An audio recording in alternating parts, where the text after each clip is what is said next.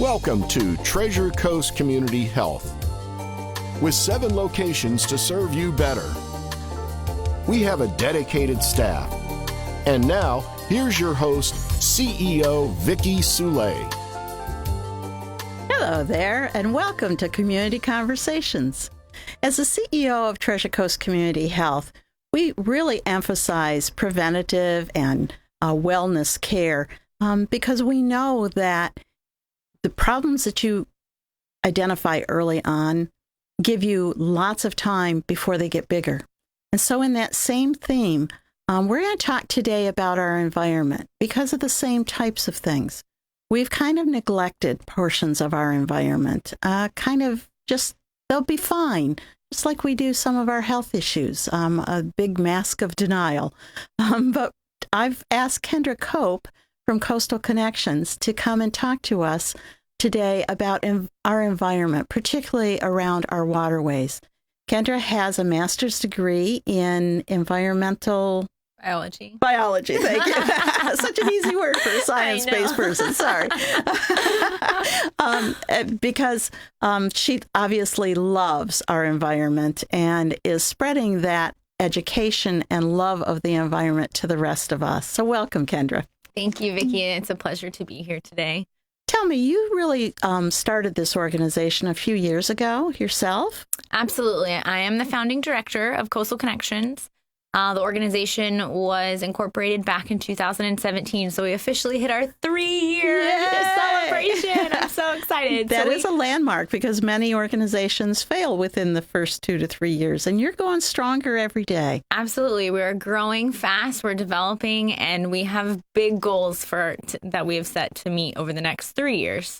So before we run out of time, I'm going to steer you back to talk about a couple of those, okay? It's always nice to see where we're all heading. Yes, absolutely. So our mission is to protect coastal habitats by educating and physically connecting people to the environment. And we do this through a lot of interactive and engaging programs. A lot of those are public events or public programs.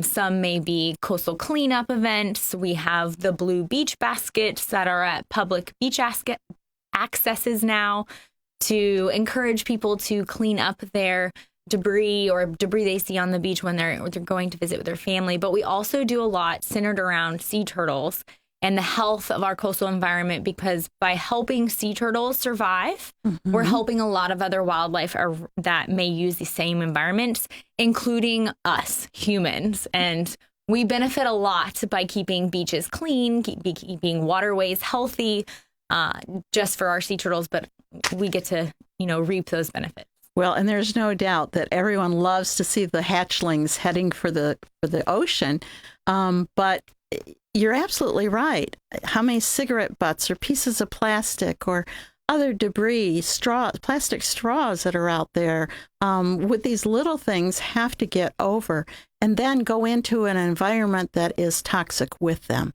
And, when I was young, I thought, boy, that ocean is endless. But as you get older, you change your perspective in things. And so now we're actually back into measuring little bits of water and what's inside of them and thinking about those. Absolutely. So thank you for having the coastal cleanups, because it's a little odd to be walking like the old bag lady with a plastic bag and reaching over and picking up butts and pieces of plastic yourself. But when you're all out there together early in the morning, it's sort of a celebration of life. And so thank you for organizing that. I went to one just a couple weeks ago that you all had. You did. You were one of about 60 individuals that stayed spaced out in a big public park over at Tracking Station. We picked up 93 pounds of trash in 1 hour. Amazing. It was amazing. I have to say congratulations to all of you. And this is Coastal Connections' way of just kind of managing one of the many obstacles that little sea turtle hatchlings and even adults have to overcome during their life to when they're out in the open oceans or using these habitats. And so we pick up a lot of trash at these coastal cleanups. But what's really unique about our organization is we collect data at every single cleanup. We are very specific about the data that we collect. We physically want to know, what did you just pick up and put in our bucket? And is it hard? Is it soft? Can it be recycled? Those kinds of things, because we can put that data into an international database, and then managers can take that information, local, state, national, you name it, and then maybe help feed some of their, ever changing management decisions or guiding guidelines. And that's why we do that. But it also helps us have a better idea of what's going on locally, what may we have an impact on, and what can we help educate others about that they can, maybe change in their daily habits, which we really focus on conservation-minded behavior changes. So dumping pieces of metal just off the ocean is probably not a good thing. No, dumping pieces of metal off out in our waterways is definitely not a good thing. I bring that up because it was so surprising to me. I had my 10-year-old with us, and he thought he'd get the prize for most weight because he found 2 very torn up towels that were wet, and, his little bucket was 11 pounds. And he stood there and hoped that he would get the prize for the heaviest collection, only to find out that there were these huge pieces of metal that some older boys had found, thank heavens. But yes, I was just like, what? And that brings into a good topic is, glass, metal, rusty nails, old wood. We pick up all sorts of stuff on the beach. And that's one, big physical barrier that we want to remove, because that's a health issue. You might accidentally step on an old nail. Exactly. You get a rusty nail up your heel is definitely something you don't want to have to manage. Alone, glass cuts, etc. on your feet. That doesn't make people want to come to Vero Beach to enjoy a dirty beach. So we clean it for all sorts of reasons. Well, and we did have the discussion about how the towels ripping would disintegrate into smaller pieces, which could get caught then in the throats of, the dolphins, the sea turtles, all the other things that were sucking up what they thought was maybe seaweed. Exactly. And that leads into a really good point is, your towels might have broken down to smaller and smaller pieces, but plastics do the exact same thing. So we have 2 major categories of debris that we pick up, and it's the exact same to every single time we do a cleanup. It has not changed in a couple of years. Oh my. And those are hard plastic pieces and cigarette butts. So the first one being hard plastic pieces. Again, plastic never ever disappears. It just breaks down into smaller and smaller pieces, turning into microplastics. What's really interesting about hard plastics is once a plastic is out into a salty, sunny environment, floating out in the ocean, that material starts to degrade. And as it degrades, it becomes a magnet for other toxins to adhere to. So they start to stick to these plastic pieces. And a lot of recent research has shown us that once it's stuck, those toxins will then move with those plastic pieces. So as our plastics float back into the beach from being out in the ocean for a while, we just moved those toxins into an area that we now utilize for recreation. Letting our little children dig in the sand. PCBs are a very common toxic material that has been known to attach to old, degraded plastic pieces. And then they just keep getting smaller and smaller, making them easier to digest. They're starting to wind up in our own personal food sources, in fish or shrimp or items that we consume regularly. Wow. Yeah, it's really terrible. So out of sight is not out of mind, or it shouldn't be. Every decision that we make about what kind of material we use, and if we decide to use a single-use product over a reusable product, really can make a difference in the next 5 to 10 years, because we're the ones who are going to have to pay to clean it up after all. Yeah, in lots of different ways, health-wise as well. Exactly. Yeah. But what I think is super interesting about these plastic pieces is a really recent paper published back in 2019 just found out that plastics not only attract toxins, but they can absorb the smells and tastes of the environment around them.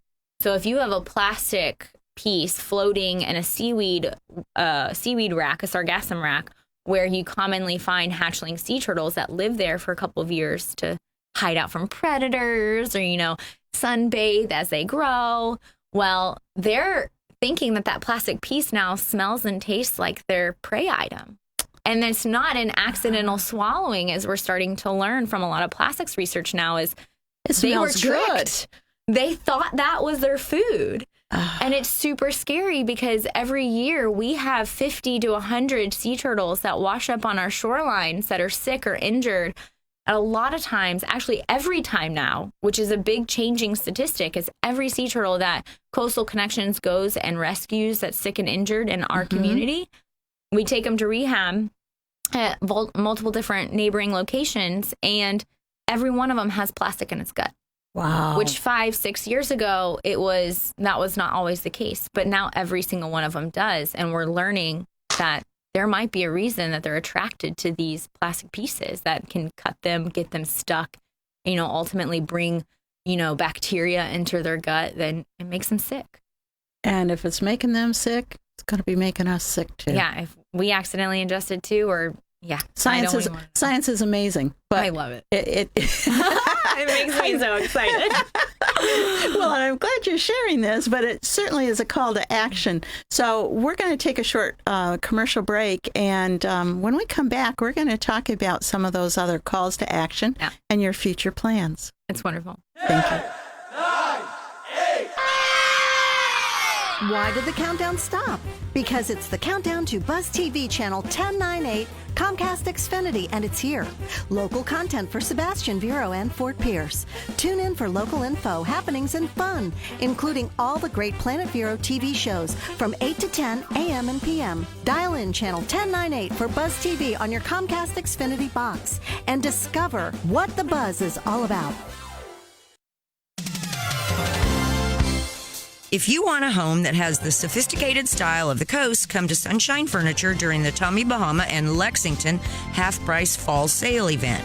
Now until September 30th, you save 50% on all bedroom, dining room, media, office, and occasional furniture with fresh finishes and rich textures that are made from materials that reflect the essence of coastal living. We're also having a showroom clearance on selected indoor and outdoor sofas, chairs, recliners, and dining sets from Brown Jordan, Four Seasons, Capri, and Best. And all pictures, lamps, and accessories are half off. Come to Sunshine Furniture now during the Tommy Bahama and Lexington half-price fall sales event.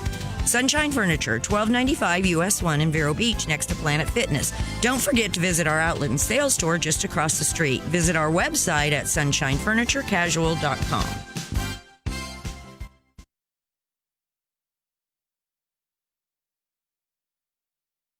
Hi, I'm Vicki Soule, CEO of Treasure Coast Community Health. Treasure Coast Community Health has been serving Indian River County for 25 years. How did we get here? It took a commitment to you to provide you with the most affordable, high-quality, integrated network of healthcare available anywhere. It took board-certified doctors and dentists and a dedicated staff to ensure that you receive the best possible care. It took more locations to meet the need, and now TCCH has 7 locations, with the latest one conveniently located down the street from Cleveland Clinic Indian River Hospital. Our services are available to everyone, whether insured or not, and at TCCH, no one gets turned away due to an inability to pay. We rely on donations from generous benefactors to continue our much-needed work. We accept Medicare, Medicaid, and almost all insurances. Call us at 772-257-8224 or visit us at tcchinc.org. And welcome back to Community Conversations. I'm here today with Kendra Cope, who is the Executive Director and actual founder of Coastal Connections. And if you've been in Vero any length of time, you know that she is an awesome force to focus us on the wonder of the lagoon and the ocean, especially the ocean, because it is such a large body of water that oftentimes we don't understand the details of life inside of it. And with a master's degree, Kendra is making us pay attention, and it's a good thing. It's sort of like pushing people in to get their preventative health screening. So just a word to the wise, those of you that noticed the death of a star this past week from cancer, colon cancer at the age of 43. I would encourage you all to connect with your physicians. There's a lot of different ways to check for colon cancer. Ignoring it is not the best way. So welcome back, Kendra. We've been talking about more fun things in colon cancer. We've been talking about turtles and wonderful walks on the beach, looking for things that should not get in the ocean because, as you pointed out, it goes in the ocean, and over the course of time and degradation, a lot of those materials are coming back to recontaminate our own beaches, primarily cigarette butts and plastics. So cigarette butts, people, have cut down a lot of their smoking habit, but they think that smoking on the beach is not hurting anyone. Talk to us about the idea of, just burying it in the sand. What's wrong with that? And that's a great question. And the idea we've kind of forgotten about is we have these filters. Cigarettes are known to be filled with multiple different chemicals beyond just traditional tobacco. That's what makes them so addictive and fun to, take enjoy. In. Right. And we've, advanced a little bit by putting filters at the end of these cigarettes, but these filters are actually made up of tons and tons, thousands, honestly, little small microplastic fibers. Really? And they're not just like a pure cotton or absorbing natural product that you might think it is. And so that's why it's really funny when you go and walk the beach and you do pick up cigarette butts. Well, the butts are constantly there. They're constantly intact. And they're doing their job when they're in a cigarette by absorbing harmful chemicals like lead and arsenic that are actually found in your cigarette. But when you decide to put that butt back into the sand, that sand is wet, that sand is salty, and chemical reactions that you do to, homeostasis or whatever you may say is to balance your water and salt. Well, it's going to start leaching those chemicals right back out of that filter. Into the sand. Right into your sand. Or if it's floating in the water because you're out on a boat and you just flick it overboard, well, that's going to now sit in the water and it's going to leach out into the water. And a lot of those chemicals that those filters absorb have actually been tested and known to be persistent in those oceanic or sandy habitats for up to 10 years.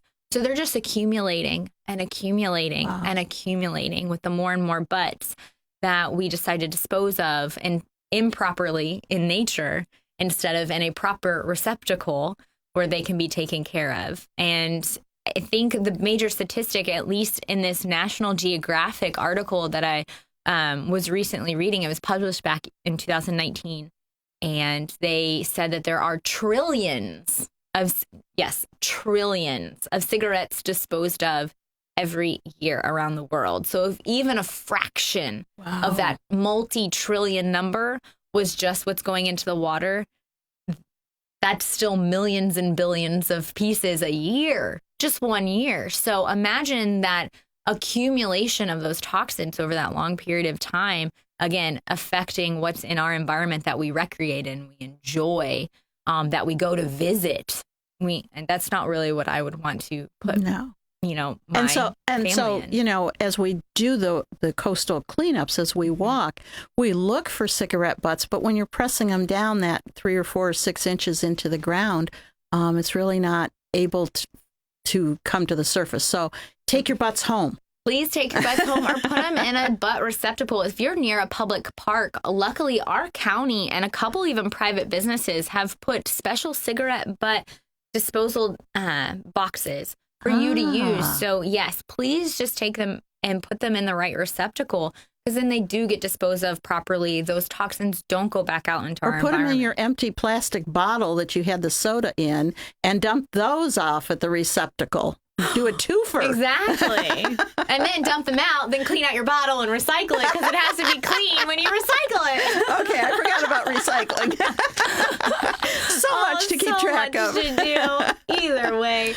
And yeah, we don't, if anyone makes that personal choice to smoke, that's your personal choice. We just ask that you be respectful of the other people around you that might be using that environment that you're currently enjoying when you're out smoking on the beach, but also, just take it home. It's yours. You brought it there. Take it back with you.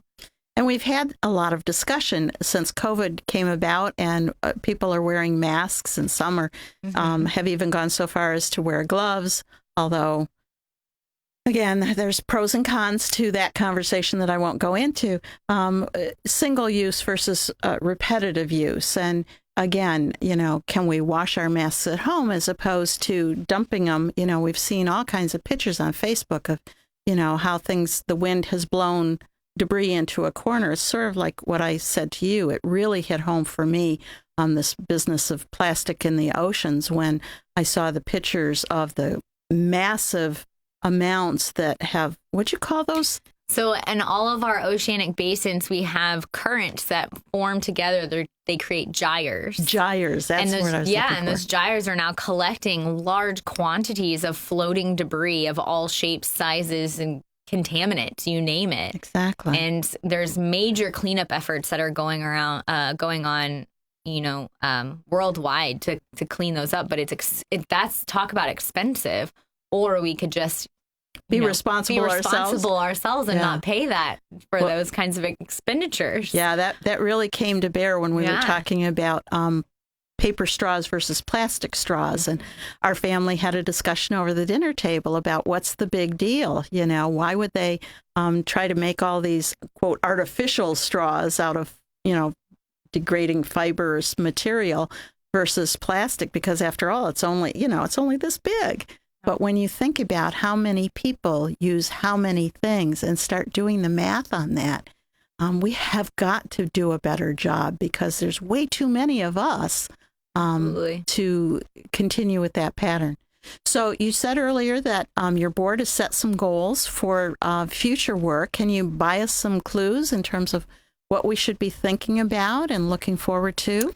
Yeah, so some of those goals, especially with our Vero Go Zero initiative, which is our community sustainability initiative, we've recently created a plastic alternatives catalog to work with restaurants to help them transition to completely plastic-free operations. And I didn't know you were going to say that. She had no idea. So those are big goals for us, is to work with our community to make us an example of what sustainability can look like in a beachfront area. We are perfect small pilot location, and we really want to work with everyone to do that. There's a number of efforts we're going to continue, which are cleanups we're going to continue doing every year. Our beach baskets, that are our blue beach baskets that are located at public parks, we encourage people to take those and pick up debris anytime they go visit a public park or a beach park at least, and in case you can't come to a cleanup with us, you can do that any day and every day. Family with little kids, you name it. There's always debris out there, unfortunately. There's always something. And we're going to continue a lot of our direct sea turtle conservation programs every year, like our sea turtle digs, which, are public nest excavations that everyone loves to come and visit and see hatchlings. But we can't do this without community support. And this really brings up what we're doing now. Is we're starting our annual drive. And our annual drive this year is to protect 600,000 sea turtle hatchlings. And to do that, we need to raise $60,000 to continue funding these really important and impactful programs where we're collecting active data and taking that data to really better inform our decisions moving forward. Okay. So if someone hears you right here and now, how can they get money to you? $5 to $500? The best way to do it at this moment is to reach out on our website. All of our donate links are directly activated to our annual drive at the moment. There's also a contact email there. It'll go straight to me, and then I'd be happy to communicate with anyone who wants to support our annual drive and support our mission and all the programs that we do to make a big impact in our community here. Well, and you certainly are. And so that's why I said from $5 to $500. Everything matters. Everything matters. And that's really what you're here telling us today. All of our actions matter. Absolutely. We are all tied together. And so thank you for doing what you do, Kendra, to keep us healthy and happy long term. You're welcome. Thank you, listeners, for being here today. I hope you share this on Facebook, and we are on Buzz TV. We'll see you next week.